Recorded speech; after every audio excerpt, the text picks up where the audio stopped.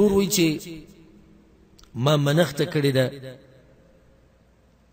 که الله پلانې کارو کو نو زبا ساروی علالوم خو نر ساروی می یاد کړی نر بالالی نو آیا بے داغی په ځای باندې زه ماده لالولی شم او که نه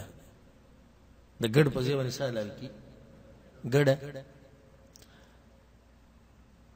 یا د غوایي په ځای غوا خدای د کړ یا د کړې نر دی اوس وایي چې ماده باندې د کیږي که نه الجواب د منښتې دا مسایل خو ما په نورو ځایونو کې بیان کړي دي خو دومره ده چې چا داسې منښته وکړه چې د هغې کې د الله بندګي نه هغه به لازم پوره کوي من نذر ان یطیع الله فلیطعه حدیث دی په صحیح بخاري کې بیا دویمه خبره چې کوم صفت تا ذکر کړی دی د منښتې په وخت کې هغه صفت به لازم پوره کوي الا د لاندې نه غوره ته وړېدی شي د لاندې نه غوره ته وړېدی شي زه بل مثال درکړم یو سړی دی وی که الله دا کار وکړو یا اسې دا منښته وکړه چې زه به د الله دپاره 10 رکاته په مسجد نبوي کې کوم لاړ هغه 10 رکاته په مسجد حرم کې کړو په مکه کې دا کار یې صحیح دی که نه صحیح ولې صحیح دی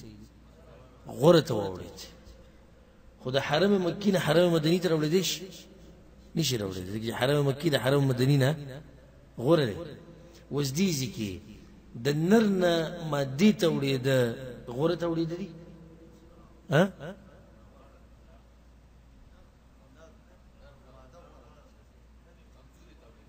کمزوري ته وړېده دي صحیح خبره دا ده چې په غوښه کې د نر غوښه چې ده قیمتي ده او دا مزیداري اگر که سړی په دې نظر وګوري چې دا ماده چې دی پی ورکوي یا بچی راوړی شي جدا مسله ده خو دې کې مسله د غوښې ده مسله د څه ده د غوښې ده نو قیمتي غوښه د نر ده که د مادې ده د نر ده نو دې خو اوړي د ښه حالاتو نه کمزوري حالاتو ته دا نه دي جایز دی به لازم په دې منښته کې کوم څاروی حلالوي هغه به نر حلالوي والله اعلم